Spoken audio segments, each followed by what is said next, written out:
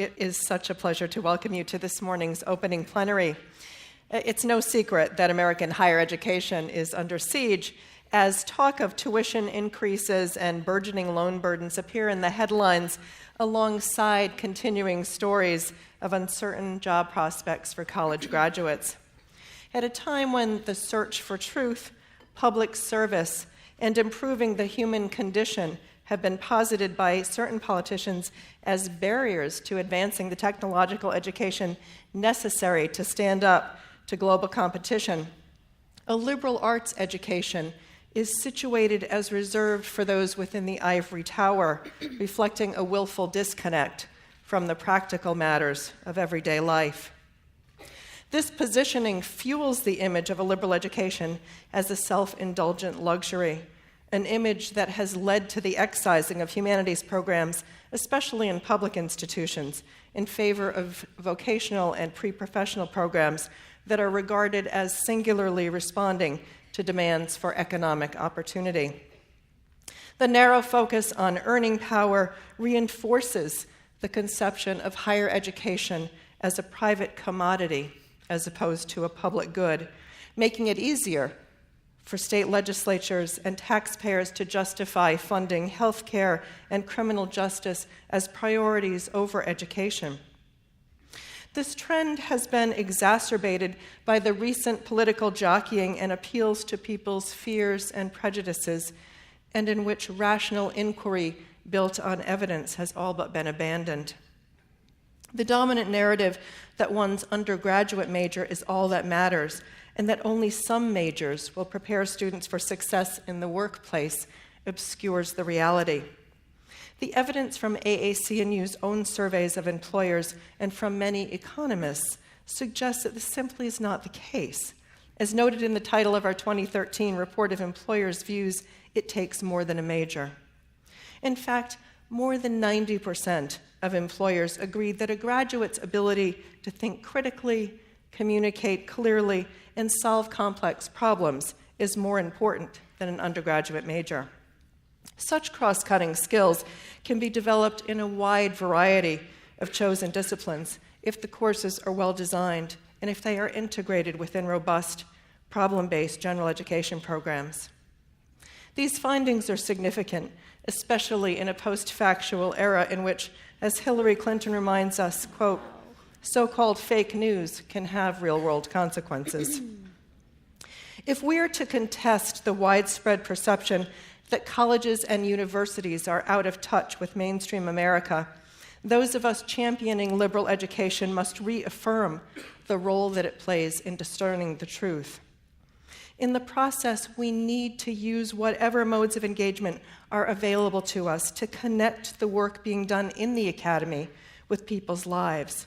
We need to use radio, television, videos, tweets, blogs, theater, hip-hop. Yet we're at a point in our history when the professional structures of academic scholarship, with its tendency to neglect history, when the professional neglect teaching excellence, outreach, civic engagement, and public intellectualism, are alienated from the more widespread humanistic comportment to life.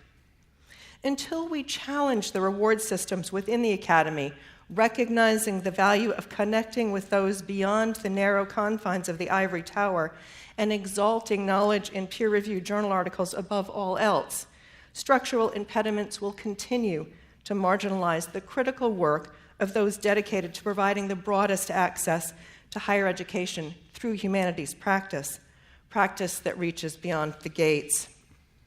Moreover, we need to be vigilant in rebutting accusations of irrelevance and illegitimacy leveled specifically at the liberal arts and sciences, and to recognize those charges for what they are: collusion in the growth of an intellectual oligarchy in which only the very richest and most prestigious institutions preserve access to liberal arts traditions.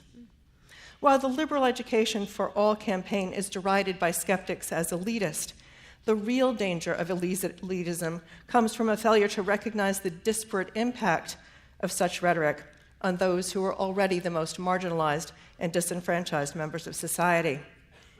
The notion that we need more welders and fewer philosophers, that we should train more engineers, than art historians, more people in business and industry than anthropology, and that only those at prestigious institutions should be able to take out loans to study religion, gender studies, or the classics, runs the risk of enhancing inequity by perpetuating what Jefferson referred to as an unnatural aristocracy. In fact, the most significant challenge facing higher education today is the growing economic segregation. But while those of us in higher education may condemn the skeptics for being misguided, it's time to recognize the extent to which we have perpetuated this misconception. It's no coincidence that the shift away from viewing higher education as a public good to a private commodity coincided with the opening of the gates to women, students of color, and the poor. Still, in order to restore public trust in higher education and destabilize the cultural attitudes at the basis of proposals that devalue liberal education, we need to demonstrate in a more compelling way to those outside of the academy, Democrats and Republicans alike, the extent to which we actually are teaching students 21st century skills, preparing them to solve the world's most pressing problems, global, national, and local issues within the context of the workforce, not apart from it. To do so, our institutions of higher education must come together to engage in an honest assessment of our effectiveness and to undertake a collaborative exchange of best practices. This is why we're gathered here today, and I want to recognize from the outset that this wouldn't be possible without my extraordinary staff at AAC&U, Suzanne Hires, who is our meeting coordinator, her staff, and the entire AAC&U and staff. So please join me in thanking them for this opportunity.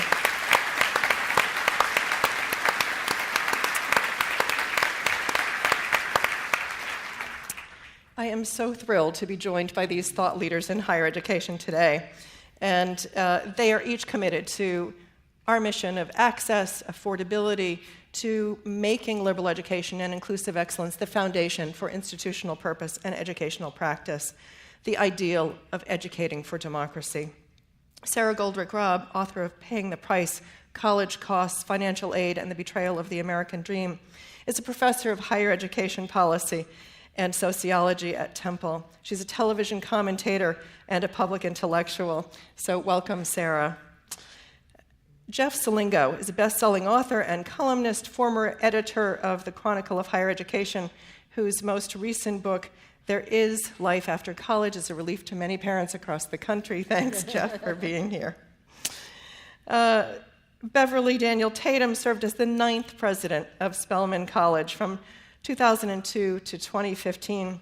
She's a clinical psychologist who focuses on racial identity development and is currently revising her groundbreaking book, Why Are All the Black Kids Sitting Together in the Cafeteria? And Michael Roth is the 16th president of Wesleyan College. He's a champion of liberal education, a recipient of AAC&U's Ness Book Award for his book, Beyond the Academy, which advocates pragmatic liberal education.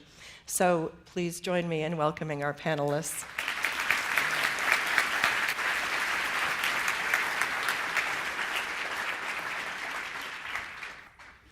Thanks so much for being here. We're just going to begin. I would like our panelists to tell us what brought them to this work, that sense of urgency, and why you're here with us today. So, Sara, why don't you begin? Well, first, thank you for the invitation to be here. It's an honor to be with you all, particularly at this moment in time, and I really appreciate your remarks. I have spent the last 15 years or so working in public higher education at a time when everybody's talking about the rising price of college. And frankly, as a researcher and as a teacher, I've been very interested in what that meant. What does it mean for students to pay these prices for college? And so I had the extraordinary opportunity to go out and join a set of Pell Grant recipients as they made their way through higher education over 6 years, and got to know them up close and personal, and watched as the paying of the price of higher education reshaped what college actually meant for them. And that really has driven me to not only write about that experience, but to try to do something about that price, because I do think that many of the things that you alluded to earlier, many of the ways in which the financing of higher education and the privatized nature of higher education has very much changed what they can do and learn and experience while they're in school. And that reshaping higher education in the ways you described will also require addressing that price. Thank you. So a couple of years ago, I started talking and writing about the future of higher education, and as part of that, I spent a lot of time with parents and students and high school teachers and counselors. And a lot of them would come up to me afterwards, and they would talk about the struggles of their kids, of their students, in launching after college. And so I wanted to investigate more about kind of who was at fault or what was at fault. Was it the system? Was it the institutions? Was it the students? And found out in writing this new book that it's a combination of all of them in some ways, right? That I think too many students today treat college as a spectator sport, and they sit on the sidelines and don't necessarily take advantage of all that's offered to them at some institutions. And some institutions are not offering them what's needed to succeed, not only in the job market, because it's not just about jobs, but in life and in the workforce in general, given the changes in the economy that we live in today. And so I wanted to more deeply investigate how we can better launch students into this new economy and this new world that we're all living in. Well, I want to begin in the spirit of full disclosure that I am a graduate of a liberal arts institution. In fact, Wesleyan University. And I say that to say that I have been the beneficiary of that educational experience my entire life. And so, of course, I've been involved in higher education as a professor and as an administrator, as a college president, in all cases at small, not all private, but small liberal arts colleges. And I am deeply committed to that form of education. It's been, of course, a lifelong benefit to me. I have two sons, one of whom also went to Wesleyan University, and and I see the benefit to them, and of course the wider nation, of being able to think critically and communicate effectively and do all the things, be a lifelong learner in the way that we hope graduates of liberal arts programs will be. And of course, we are at a moment, as everyone has noted, and as you did so eloquently, Lynn, at a time when critical thinking is very critical, very, very important. And I just think we need to talk more and more about that. Of course, my particular interest as it relates to the things I write about, issues of social justice education, race and racism in particular, I think are increasingly important given the demographic shifts in our nation and the stuckness of our society around those questions. Mm-hmm. Thank you. So I went to Wesleyan University too, and have been a professor since 1983. And for me, as a first-generation college student and as a teacher, when I first started out, I saw higher education, a broad contextual education, a liberal education, as being an extraordinarily powerful path for dealing with entrenched elites of various kinds. It was great when those entrenched elites were senior faculty, when you were a junior faculty, and you could use the skills you've developed from a liberal education to create change within a college or university. It was great when those entrenched elites were economic forces that kept people from having opportunity. But as the years have gone on, the skills with which my students and my colleagues face the world seem to have less and less effect on that world, because inequality was just growing not only more visible, but more nefarious. And so a few years ago, I turned to write Beyond the University, Why Liberal Education Matters, because I have this belief that pragmatic liberal education in an American context was a great vehicle for dealing with inequality, which is, one of the dominant issues of our time. And instead, I see some very thoughtful and interesting and articulate commentators on education arguing that no, liberal arts education, at least traditionally conceived, has reproduced inequality. And I come from an elite school that's highly selective, that judges its value in part by how many people we reject. So the system that I believe in to confront inequality actually has some responsibility for reproducing inequality. So I turned to an examination of this pragmatic tradition in liberal learning and have found the AAC&U an extraordinary resource, because liberal education in America is not the same as liberal arts education in the European context. It's not geared towards freedom as not working. It's geared towards a pragmatic response to the issues of the day, problem-centered and opportunity-creating education. And I do believe that the resource we have against entrenched elites and a resource for our own lives of meaning and purpose is a pragmatic tradition of liberal learning in America. Thank you. So you've each had extensive experience talking to students, parents, faculty. Where is the counter-narrative to Michael's stance coming from? Why have we shifted from the notion of higher education as a public good to a private commodity, and where is this skepticism arising from? Jeff? Well, I think part of it is that higher education itself is to blame for this, right? So over the last couple of decades, and particularly over the last decade, if you go to any college website, if you go on any college tour, the fact of the matter is that most colleges say we're worth it because of the economic benefits of higher education, the personal economic benefits of higher education. You'll note in the study that College Board comes out with every couple of years, Education Pays, which they just came out with a couple of weeks ago. The first 2/3 of it are focused on individual economic outcomes of individuals. Only when you get near the end of it, do they talk about the civic benefits, the health benefits, and the societal benefits of it all. And so in many ways, this shift from a public good to a private good, I will put some at the feet of colleges and universities, which over the last couple of decades, and especially over the last decade, have talked about these individual economic benefits. And in many ways, I think it's very tough to put that genie back in the bottle. I don't think we can necessarily go back to a time where we think that higher education is this public good. And I think that we have to kind of shift the narrative as a result.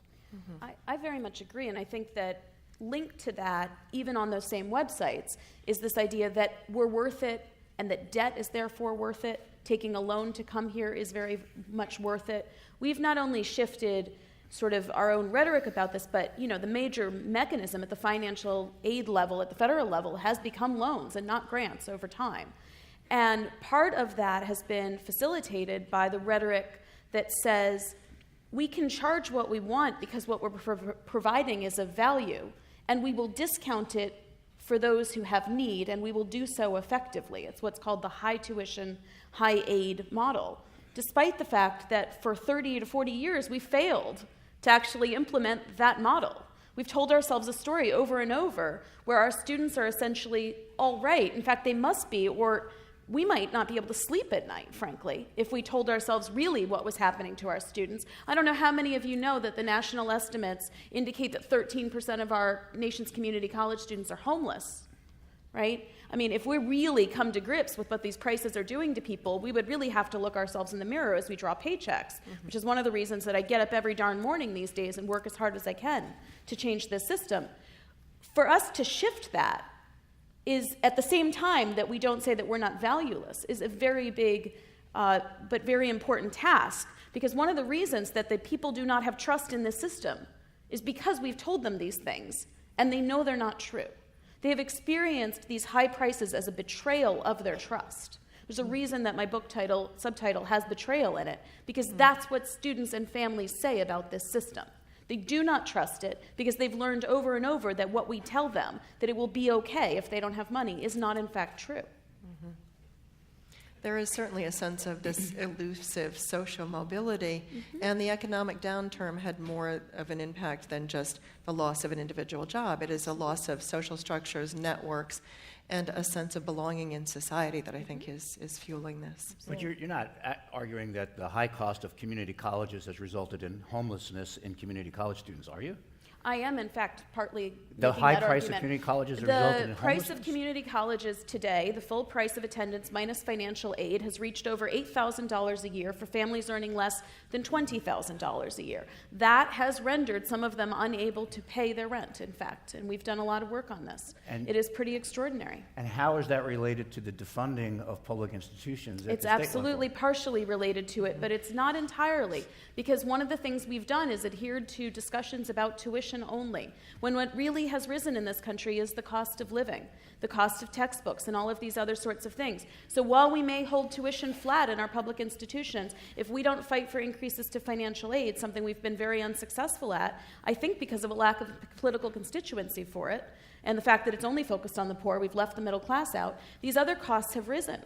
And so students are being priced out, but we're telling ourselves that, in fact, the model can work if only we work it.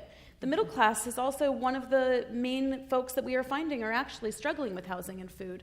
The poorest are getting the Pell Grant, the other ones are not. We'll get to this issue of free tuition, but Beverly asked. I have a slightly different perspective informed by my 13 years as president of Spelman College, which is a historically black college founded in 1881 and serving women of African descent primarily. And one of the things I was thinking about when Jeff was speaking in terms of, what we say about the education. What we say about education at Spelman is that it is for community uplift. It's not just for you alone. That's a core message. And, I often think about the messages I heard. I'm very proud of my Wesleyan education, but I did not hear that message at Wesleyan in 1971 when I entered as a first-year student. And, but it's very much a part of the understanding for students who come to Spelman that this is, a choice to change the world. It's not just about you. And so so I say that to say, I think we need to be aware of the variation in what we are, in the diversity of higher education, but also, coming back to the high-cost, high-aid model, that's not the Spelman model. It is an expensive place, but when I compare it to other liberal arts colleges of similar quality, we're 2/3 of the cost, and everybody has need, right? Yep. We can't meet everybody's need. And when students come to Spelman and make that choice, often turning down scholarships somewhere else, it's a very painful choice for a family to say to me, as they did when I was president, my daughter got a full scholarship at fill-in-the-blank university, but she really wants to be at Spelman. I don't know how we're going to make it happen, but, she's coming to Spelman. And the reality is that at the end of the day, I think most students who graduate, and most do, feel like it was a useful investment, that it was transformational for them, and that's something that they wanted, and that it was worth the debt, and they do have debt. But at the same time, I don't want to dismiss the pain of the student, and the worst possible, and I really worked hard on this when I was there, the worst possible outcome is debt and no degree. And a lot of students find themselves in that situation, not just at Spelman. Certainly we tried very hard to prevent that. But but across the nation, there are lots of students who are taking out loans to go to institutions from which they will never graduate. And that is the betrayal, as far as I can see it. And according to the National Student Clearinghouse, we have more people now in their 20s in the U.S. than any other age group with some college credit and no degree. That should worry us, given the future generations. I just want to make one quick connection between something Sara said around public policy, Lynn, and something you said about the growing economic divide, especially on elite campuses.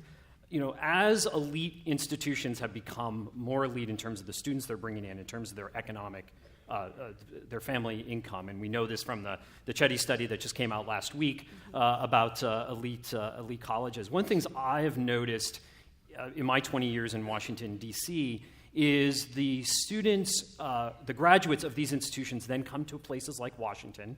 They move into the policy-making roles, right? They make up the staff of Congress and the White House and the Education Department and everyone else. And they have now come from institutions where they have little knowledge or empathy or have met many students who didn't come from economic circumstances like them. And then they are in positions now where they now make policy for everybody else. And then we wonder why somebody like President Trump is elected, right? Because we have essentially created this ourselves. Higher education has created this themselves by educating just at the elites, the small number of people, mostly from upper income families, who then go on and direct these policies for everyone else. Can I say something about that? Which is to say, I'm giving a talk after this session, and I hope to address some of this in that talk. But what I wanted to say right this moment is that even in those elite institutions that you described, there is a fair amount of diversity, socioeconomic diversity, racial and ethnic diversity. The problem is those students don't engage with one another. And so it is possible to create a more powerful educational experience if we could be more intentional about creating those opportunities for cross-group engagement. But we don't. There are some places that do, and I think those places should be models for the rest of us. And we certainly know that the high-impact practices that we advocate at AAC&U have a disparately positive effect on students of color, on women, and yet those groups of students are often steered away from these for specific reasons, hidden biases around expectations and potential. And then poor students don't have the opportunity to take advantage of these. I want to get to the costs of higher education. There's so much talk about administrative bloat, the corporatization of higher education. What are the real cost drivers in higher education today? And will free college tuition help? And we've seen the proposal in New York. Rhode Island has proposed free community college, free tuition for the junior and senior years at Rick and at the University of Rhode Island. Will this help?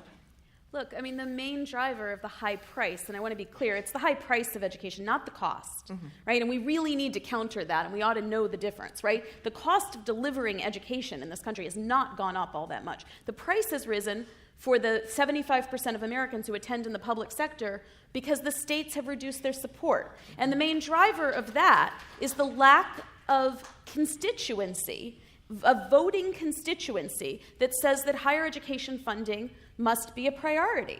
I mean, I keep telling people out there, the number one thing you can do to drive down the price of college is not whine, and it is not save. It is to vote, and it is to talk to other people about the value of supporting this together because we've done this before. The problem is also that we have to do it now at a scale that we've never done it. Right? So when we had higher support on a per-student basis for higher education 20, 30 years ago, let's be honest, most of the students were not nearly as female and nearly as brown and nearly as poor as they are today. Building the constituency, again, to support their education at an adequate resource level is going to be a different activity than it once was. But that's what's happened to the price of higher education. And then the other story, frankly, is the cost of living. And there, what I want to encourage all of you to think about is how our schools can do more to deal with the living costs in this country. We can, it is within our responsibility to deal with the cost of food on our campuses, to deal with the cost of housing in our community, to deal with the cost of textbooks, which at least is getting some attention. We can't pretend, the way the K-12 schools have argued for years, that poverty is not our problem, that the prices in our communities are not our problem. They are our problem. Our students are dropping out because of it. The very least we can do is be cognizant of that and not dismiss a student who isn't in our classroom or awake for a test because they were working the graveyard shift to pay their rent.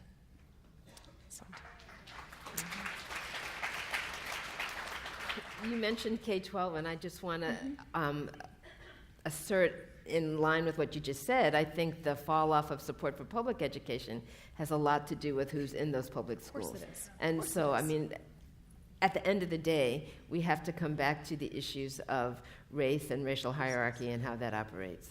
And Lynn, I also think that we need to think of potentially new models. I hear many public presidents, especially in the public sector, say, if we could only go back to our funding level in name a year, right? Usually sometime in the 70s, maybe 60s, right? But, and I just don't think we're ever going to get back to those levels for all the reasons we talked about and for other structural deficits and other structural issues in the states. And so what should the model, especially a public higher education, be going forward, right? What should its mission be? Many public universities obviously have gone to out-of-state students and international students in order to make up these deficits. What should the undergraduate experience and the graduate experience look like? How should it be funded? What should the mix between the public, individual students, philanthropy, and other things? I think that we still keep going back to the model of public education from the 1960s, instead of thinking, what should the model in the 21st century be, and what should that look like?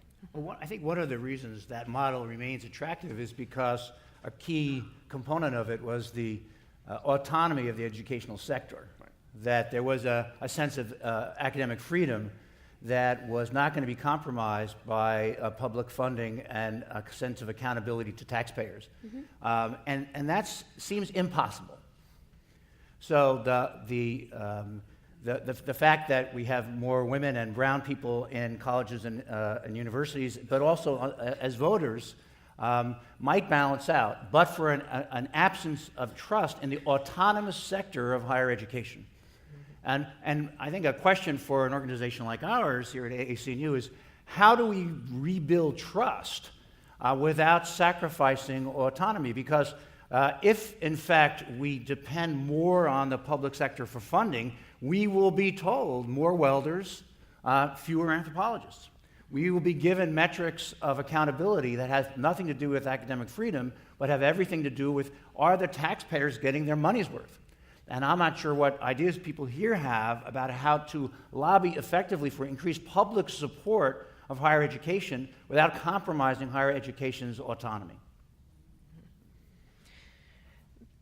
There's been a lot of skepticism. We've seen Vance's book, Hillbilly Elegy, talks about the support for President Trump. What should we expect for higher education over the next few years? I have no idea. I say that somewhat facetiously, but not really. I mean, I think one of the things that, if there's anything predictable about our current president, is his unpredictability. So I don't really know, what direction this is going to go in. One of the things that concerns me is the lack, this is a liberal education concern, but one of the things that concerns me is the lack of historical understanding across our nation. And I talk to well-educated people with lots of resources who have no understanding of history. I'm just going to give you an example. I'm not going to name any names. But I was talking to someone whose name many people here would recognize, very well-educated, successful person, about public education. We were talking actually about K through 12. And this person was saying, well, if we could only go back to education like it was in the early 1900s. Public schools were really good then, right? Oh. And I was flabbergasted. And I said, well, a lot of people couldn't go to school then. And those who did were in very, people like me would have been in very dilapidated, unfunded, segregated schools, very limited access. And then, so the person said, well, how about 1940? I was like, no. I mean, we were just sort of working our way through. I mean, there was just no understanding of the history of education in the United States. Mm-hmm. And when people don't have any historical information, you can't predict what they'll do, because they just don't, they're not grounded. I do think there's a little bit that we can lean on, though, to predict what he will do. And for those of you who don't know this, I moved to Temple University recently from the state of Wisconsin. I think we are all living in Wisconsin now. Mm-hmm. And I think that if you really want to know what's going to happen, all you need to do is take a look at what Governor Scott Walker did to the state of Wisconsin, and just imagine what happens when you are truly open for business when it comes to higher education. So I think we're going to see a dramatic relaxing of regulations that we put into place for the for-profit sector. I think we should all be very concerned about that. I think we know plenty about what that is going to mean for our students and what it's going to mean for public higher education. I think there are many ways to starve both our public education system and our nonprofit privates, including through competition, but also in other ways. And I think you're going to see that. And I think the one question is, what is the resistance going to look like? The resistance in Wisconsin is frankly very, very weak. And it has also been disempowered in many ways, through the ending of real tenure there and other sorts of things. So, unfortunately, what I witnessed there was a tendency of people to be afraid to say that that's what was happening. Yeah. And as a result, it has really taken hold. Mm-hmm. If we say what is happening and we name it and we help reach out to the people who are really going to be hurt by it, right? So, for example, the people of Milwaukee are the people most hurt by the opening of business, of higher education in the state of Wisconsin. If we can make common cause with them and help them to see what's creating these horrible situations for them, I think we stand some chance of resistance. But, Wisconsin doesn't give me much hope. So, Lynn, I don't know what's going to happen in this next administration. It's only a couple days in. It's still not even a week. But I think that in terms of higher education, I think that it needs to rethink its language and how it talks about what it does. I grew up in a county that had voted historically Democratic, voted for overwhelmingly for Obama twice, and then went. In fact, the Wall Street Journal profiled it because it went totally the opposite way for Trump, largely because he promised to bring back coal mining jobs, which my grandfathers did, but nobody has done ever since then. But when I go back there, 50% of my high school graduating class didn't go to college. It's still true today. And when I go back there, to talk to them about liberal arts colleges and 21st century skills, none of this stuff resonates with them, right? They don't. They may not even go to college, and if they go to college, they don't even understand the differences between public and private universities, between liberal arts colleges and research universities, right? They don't understand any of that. They don't understand what liberal education is, what high-impact learning practices are, and what 21st century skills. They want opportunity, they want jobs, and they don't know how to get there, right? They think all these blue-collar jobs potentially coming back and they'll suddenly get them even without an education, which I keep telling them is not going to happen, is going to be the savior of them. And so I think higher education has to rethink its language and how it speaks to not only lawmakers and the general public, but also students and parents. I couldn't agree more. I think we need to take the voices of people who are living the lives that are apart from the academy and listen to them in a very serious way to get to those underlying fears. When Marco Rubio says that higher education is too expensive, too difficult to access, doesn't teach people 21st century skills, and says we need more welders and less philosophers. I think we can mock his grammar, but that's not going to do us any good. We have to address those underlying fears. And I know as somebody who went to school under CETA funds, the Comprehensive Employment Training Act, Pell Grants, Perkins loans. Both of my parents left school at 16 for different reasons.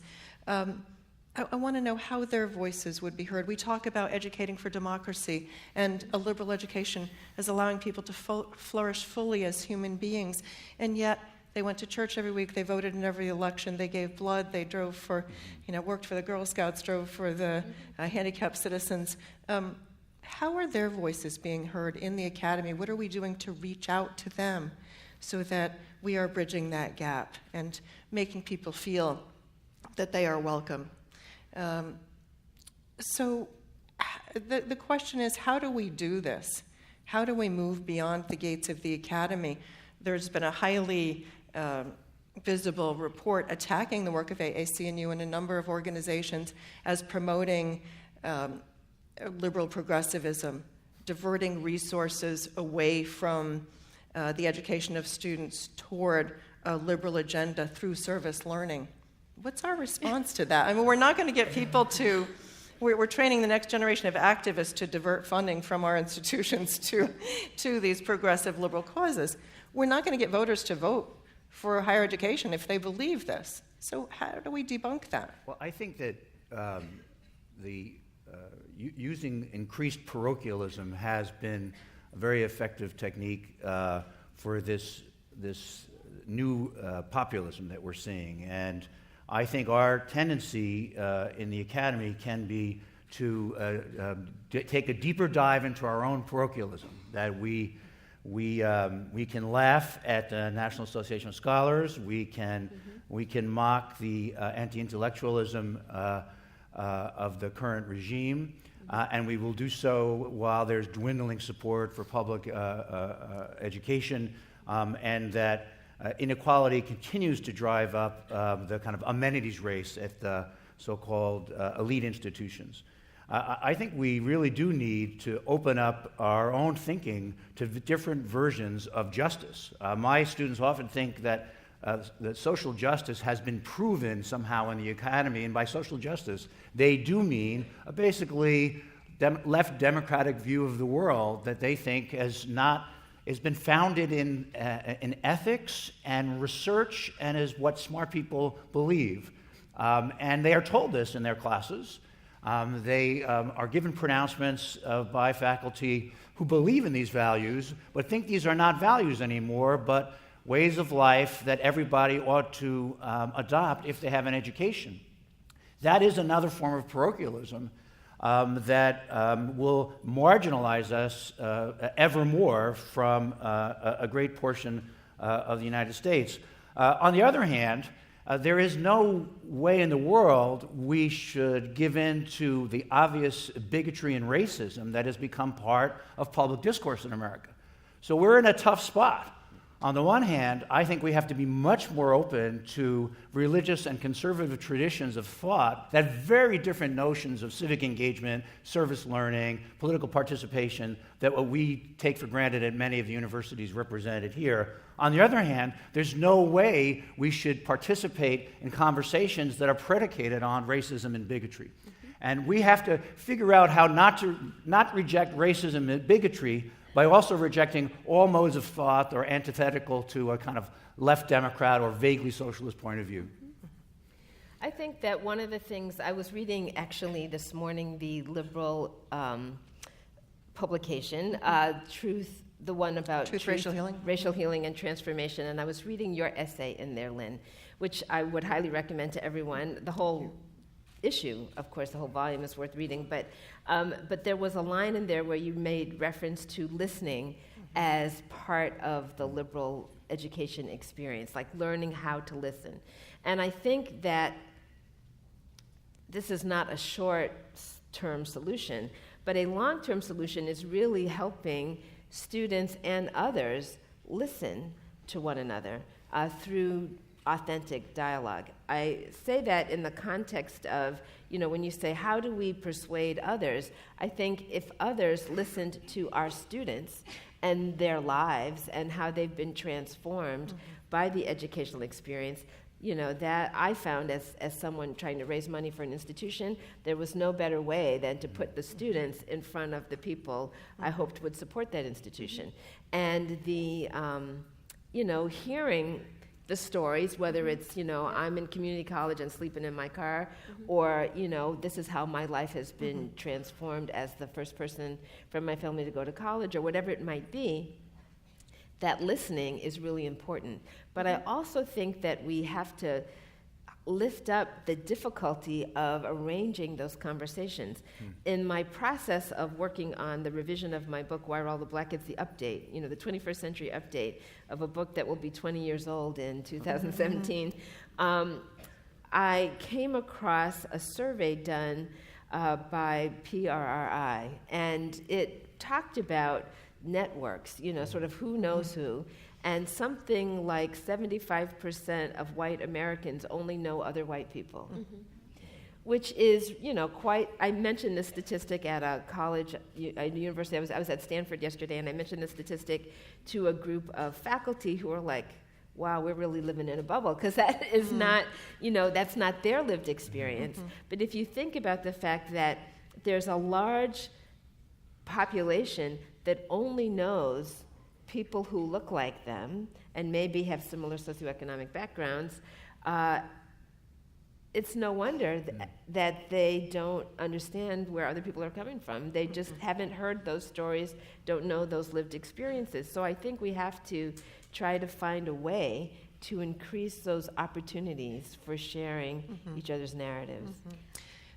Jeff, I want to have you pick up on this, because one of the most compelling aspects of your book is the power of narrative in connecting students' educational experiences with their career aspirations. Could you talk about what you learned from your research? Well, one of the things that I found is that, and Michael and I have talked a lot about this, is that students today, and I don't know if it's any different from my generation, but they have a really hard time kind of connecting what they learn in the classroom or even outside the classroom to what they're going to do in their jobs or in their careers. And so they're very good at reciting their resume or reciting their transcript. But when you get in an interview with them or sit in on interviews or ask them what they learned in a particular class, they can't talk about those underlying skills, right? And so to me, a 21st century skill, and to me, what I call the killer app of the 21st century is this connective tissue that students could explain, and colleges need to help them do this, right? Most students can't do this on their own. Is to help them explain kind of the underlying skills and competencies that they've learned in a history class and how that translates to the workplace or a specific job. And why I think that's going to become even more important in the decade ahead is because we know from a study that just came out last year from Harvard and Princeton economists is that nearly all of the net job growth since 2008 has been in the gig economy. Now, when we think of the gig economy, we think of a city like this, an Airbnb and Uber, but it's really about contract work and independents and freelancers, right? Most people are not going to necessarily work for an employer in the future. And thus, they're not going to be told on a regular basis, you need to get this education or this training or these skills, and by the way, you could go to these places and get them and we'll pay for them. You're going to have to do this on your own. And most students are ill-equipped to do that when they come out of college. And so I think that part of the undergraduate experience has to help students self-direct their learning for the rest of their lives, because most of them are going to be in occupations and careers where they're going to have to do that in order to survive. So Michael, how do we do this in our liberal arts institutions? Well, it's, we've always talked about learning to learn, and that liberal education is less about the content of your history course, but it's about habits of mind and spirit that keep you open to the world. But as I've thought about this over the last several years and thought about my own education, many of the classes I took and loved were classes that treated me as if I was going to be a professor. We made believe that I was writing a history paper that I might submit for publication. So it was a kind of vocational education, although we didn't call it as that. And what we spent very little time on is this other level of the translational level of understanding how what I'm doing in a chemistry class or a philosophy class or a religion class is allowing me to have skills, capacities, habits of mind that are relevant to other things in the world. And as a teacher, I've always found if I really want to understand if the student has got what we're talking about, I'll ask her or him to translate that into some terms that are not in the class. And it's shocking because sometimes I then discover, no, they didn't hear anything I've said at all. But it's that moment where you say, okay, we're not talking about 1870 in Germany, but give me a parallel instance in the lunchroom, or give me a parallel instance to something that happened in this novel from last weekend. And students then are put in a position where they have to start to think not only about the content, but about the cognition that allows them to come to terms with the content.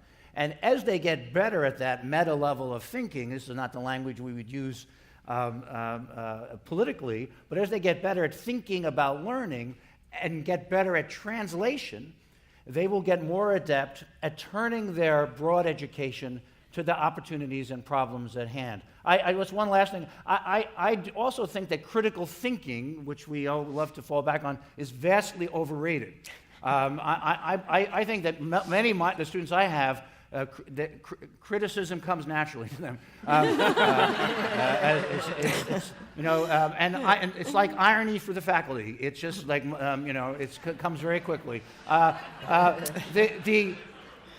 What comes less in the classroom is opportunity development, creativity, combustion of new ideas. Because if everybody's ready to be critical, then the brainstorming session ends quickly. So one of the other things we have to do in the classroom is to encourage a kind of freedom to create, which will translate after graduation beyond the university. It will translate to other things where they will be asked not just to solve a problem, but to create a possibility.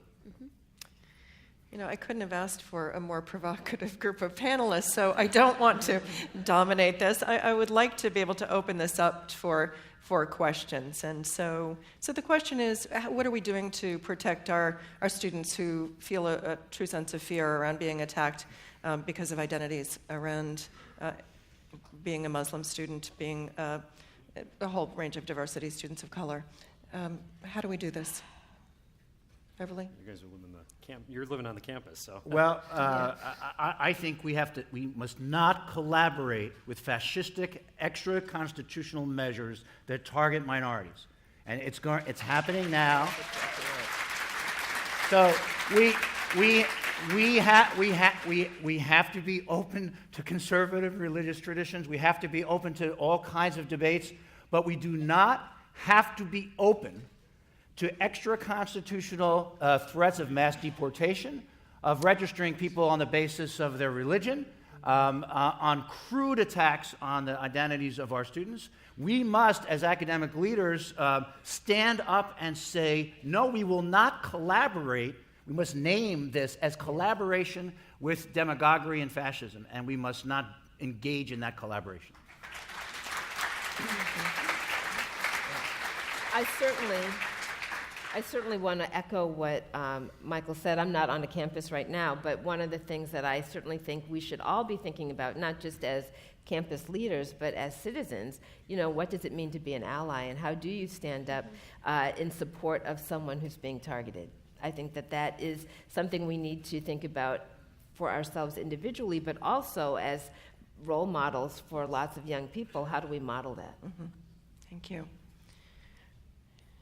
We're going to see if the microphone works for those of us with soft voices. So one of the things I value about AAC&U is the agenda is liberal learning for all students, and many of you spoke to different aspects of that.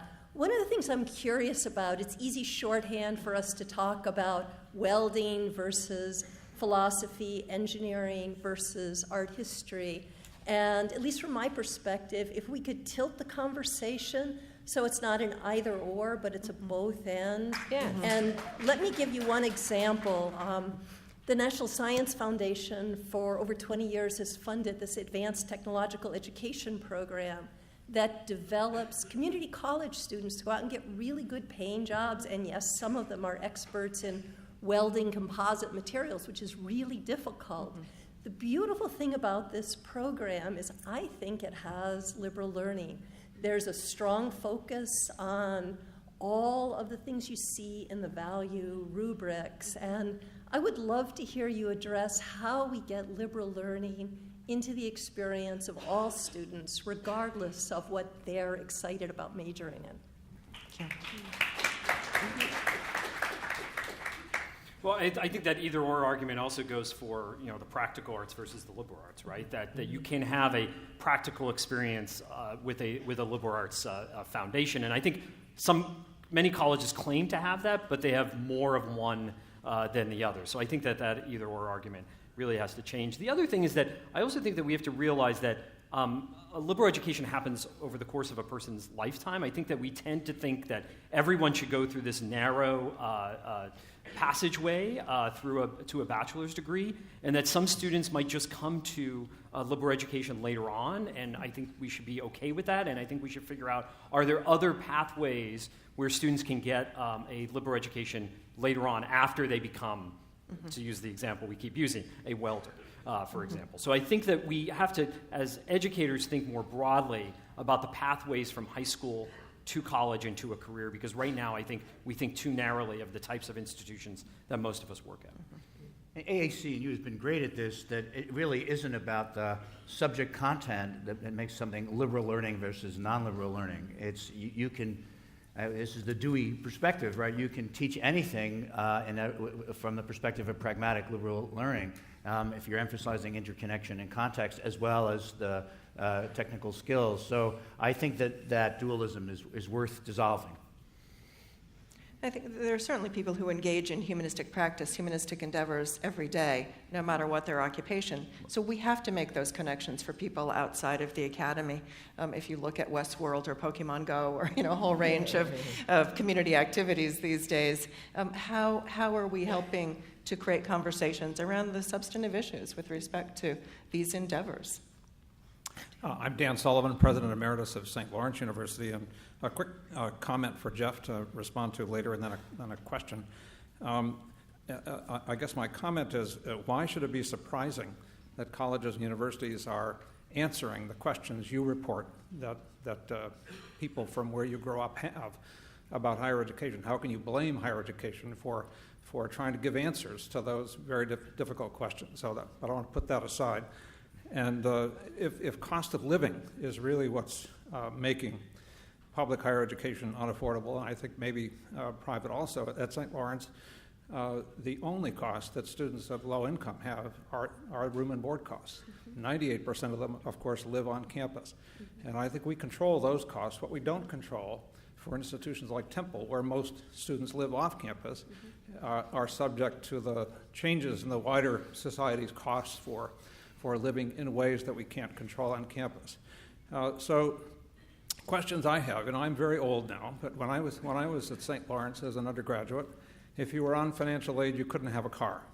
The argument was if you needed financial aid, you couldn't afford a car, so how could you have a car? And I, when students bug me about these issues, I would occasionally remind them of what living in the mid-20th century was all about. Should we do things like require low-income students to live on campus? Should we require students who receive financial aid not to have the trappings of middle-class life while they're in college? That there is a kind of ascetic commitment that you have to make in order to do this.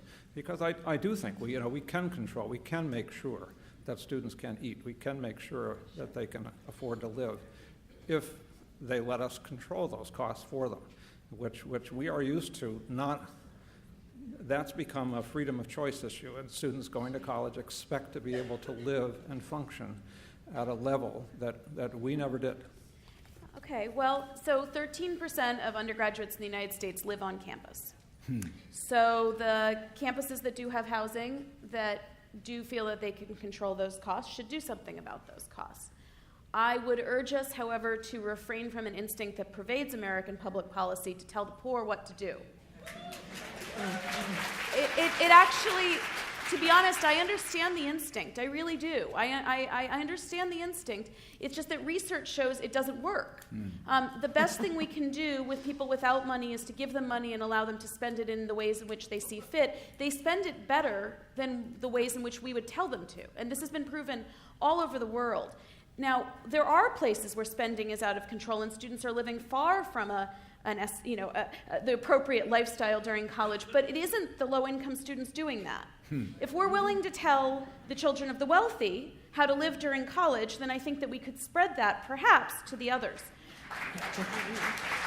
But I think the most important point is this. You do have a role to play in the off-campus costs of your housing and food, and let me give you an example, okay?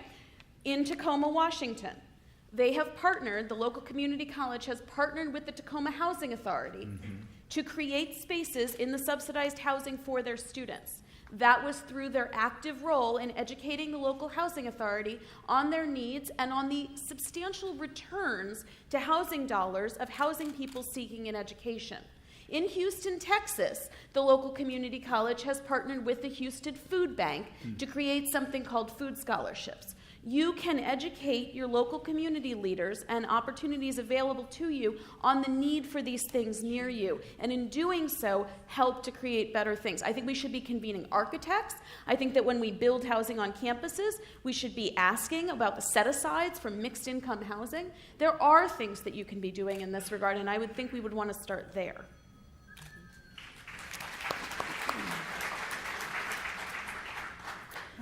I'm Marjorie Horton from the University of Michigan and a proud Wesleyan parent. I couldn't agree more with the comments, Michael, that you made regarding the challenges that liberal arts students have connecting the dots between their academic learning and their preparation for contributing to society. And on our campus, I think a lot of us have that mindset, and our dean is pioneering an entire initiative and center called the Opportunity Hub, which will actually help students through their service learning, through internships, study abroad, many kinds of experiential learning, connect those dots.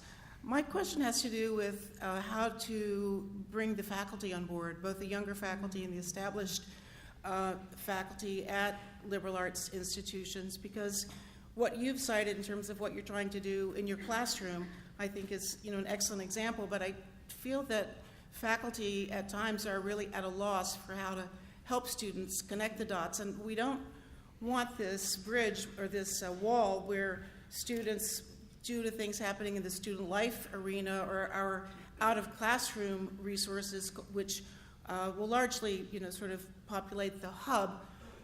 How do you see faculty getting on board and doing what, optimally they could do to make a difference in this domain? Thank you. It's a great question. I as other commentators have pointed out, that for many families going to private institutions today, they tolerate the curriculum, but they think the real learning goes on in this co-curricular or extracurricular arena, and that the curriculum becomes less and less relevant, and the faculty are seen as less relevant to what the skills that students really need after they graduate. And that's, I think, a disaster, actually, for our schools, because sure, you learn skills at summer camp, but this is not what the model we should have for higher education. I think that we have to demonstrate, and AAC&U has great resources for demonstrating this, how high-impact practices, how project-based learning, how team approaches to subjects across the humanities, social sciences, and the sciences can actually make learning outcomes better, can make the things one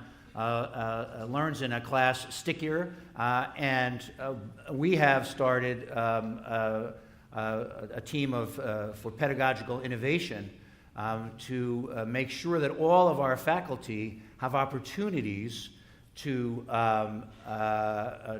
acquire new skills as teachers, because as professional historians or biologists, they don't have to often translate for a life beyond the campus. So as teachers, they have to learn new skills. Americans have this proclivity of telling the poor what to do, and administrators like me have the proclivity of trying to tell the faculty what to do, and the results are pretty similar. Not happy. But when we can show, instead of telling people what to do, when we can show, hey, this really works better in intro bio, retention rates go up, this really works in your history course or your sociology class, not only student satisfaction, but student learning outcomes are better.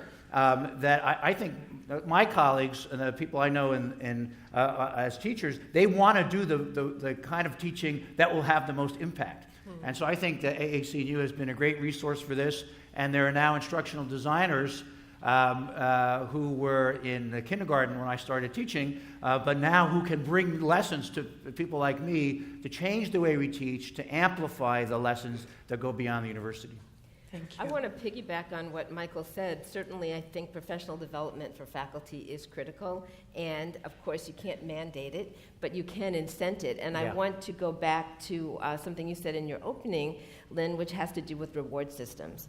If people are only rewarded for publishing and not for improving their teaching or connecting to students outside the classroom, they're not going to do it. Or even if they want to do it, certainly as a junior faculty person, I recall when I was senior faculty telling me, oh, don't do X, do Y. If you do too much of X, you won't get tenure, We have to look at those reward systems and how we incentivize people to take on that new learning. And Lynn, I think the other grand challenge is that this is much easier to do at a place like Wesleyan in terms of size. I think the grand challenge now is how do you scale this up to much larger places, especially places without resources, because I think that for many places, the high-impact learning practices tend to be capstone experiences, and we wait way too long to put students in deep, especially in their first 2 years of college, when many of them end up dropping out without a degree. Thank you. We have just a few minutes remaining, so if we could do a rapid run-through of the questions, we'll collect all of your questions, and then we can do a rapid response. Thank you. My name is Lisa Woolfolk from the University of Virginia, where we're engaged in a new curriculum reform for first and second year students. My question was, and I accept that the universities have taken this commodification, but it seems to me that this is part of a way for them to, for us to promote the value of a liberal arts education for the public. And so I guess my question is, how can we find new language to promote the value of the liberal arts when words like liberal are charged? Do we reclaim these terms? Do we rehab the old vocabulary? Because I think that's what people are trying to do. But I know at our school, students put their courses in what we call a shopping cart. Yes, they do. And so it's a problem. Yes. At the same time, we don't want the commodification, but people buy commodities because it's a little thing. And we want them to have bigger and better experiences. So I'm looking for particular examples and strategies of new vocabularies to promote the liberal arts. Thank you. Thank you. Very good question. Julie Ellison, University of Michigan, and the Citizen Alum Network. I want to pick up on the references on the panel, but also, for example, recently in Mike Rose's education blog, to we typically use the word rural. I would say non-urban, non-elite places and people. And I think particularly this is something that AAC&U and the many other associations and consortia can do something about. When there's plenty of people in AAC&U, institutional networks of institutions who are deeply located, in the language of the American Democracy Project, stewards of place. And there's great wisdom there, and we can organize not just at our own institutions and not just individually and programmatically, but on the scale of whole clusters of institutions to which we also need to listen. So thoughts on that? Thanks. I'm never going to get to this. Hi. I would like to ask us to consider returning to the idea of free or very low-cost tuition. That is a necessary but not sufficient condition for creating a path to upward mobility, and to remind us that we are standing or sitting right now in a state that tried that experiment under the Master Plan for Higher Education of 1960 of the state of California. The idea was that anyone who could benefit from a higher education should have access to one. And for many, many years, the tuition wasn't even tuition, it was fees at community college in California was $5 a semester. I am standing here right now only because I am from California. I got a master's degree in 1986 at San Jose State University that cost me less than $1,000. I went to a private liberal arts college that was partly funded by a Cal Grant A, state financial aid. But during all the years of the master plan being well-funded in California, I don't think we did see a transformation in the lowest, people from that lowest income quartile achieving bachelor's degrees that was very much greater than the national change over the last 30 years, where the bottom income quartile went from 4% people originating in that group having bachelor's degrees to 6%. So there needs to be more, and we need to recognize that only 13% of students live on campus today, and 75% of students today in higher education are parents, and we need to talk about the real students and not just that elite, highly selective residential college model, which is what we tend to talk about when we talk about college. Yeah.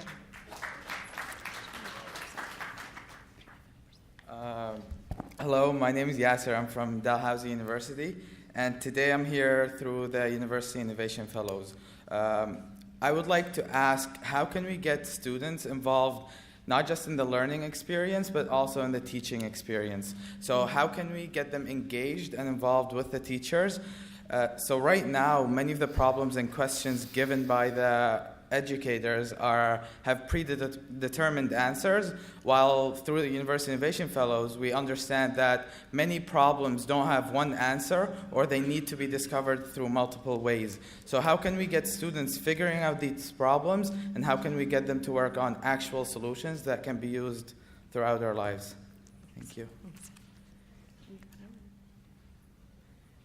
Ed Wingenbach, I'm the dean at Ripon College. Jeff mentioned the Equal Opportunity Project data that came out this week. And Michael, you'd mentioned the way in which elite colleges have some contribution to inequality. One of the really striking pieces of data from that report is that they looked at the Ivy Plus schools. 14.5% of all students from all those schools come from the top 1% of the income bracket.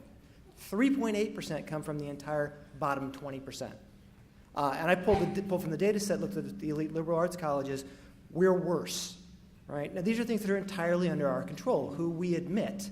And recognizing there's a lot of institutional push from trustees, from alums, and from faculty who might not want to teach less well-prepared students. How do we push back against that? How do we decide not to have admissions that look like that? I'm sorry, we're going to have to cut off the questions, and I know that you've been waiting for a long time, but so you each have, following the students from last night, 15 seconds to respond to all of those questions. Sara. Really? Go for it. Start.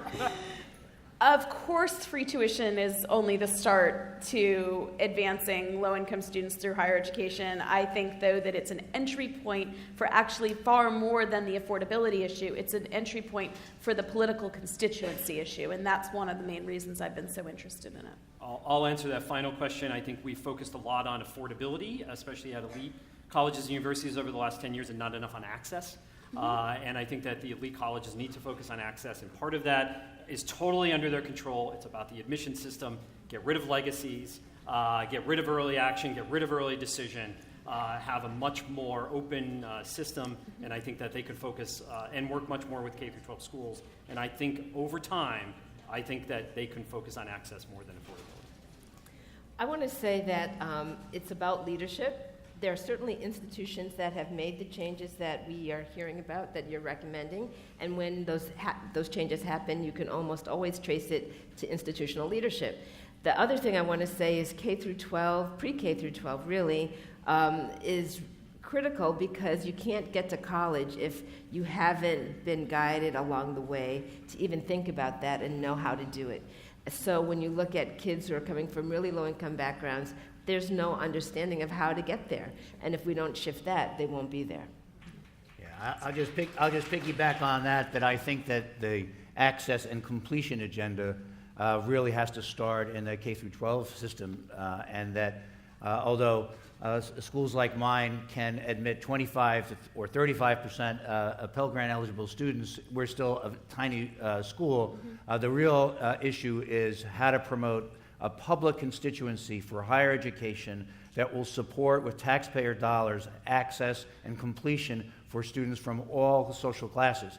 And that will take, as many of the questions alluded to, that will take a new language that I do think will include a personal economic gain, because one of the most important things when you don't have money is to get some, but it will also include a sense of the social uplift and community uplift that comes from participating in an educational project. Thank you. Each of the questions that were raised today are at the center of our strategic planning process at AAC&U, and we invite you to weigh in. We will continue the process throughout this year in regional forums and national forums at our networking conferences. But email us, call us, be in touch, and we will work with you to create this ascendant narrative around restoring public trust in liberal education and inclusive excellence. Please join me in thanking our extraordinary panelists.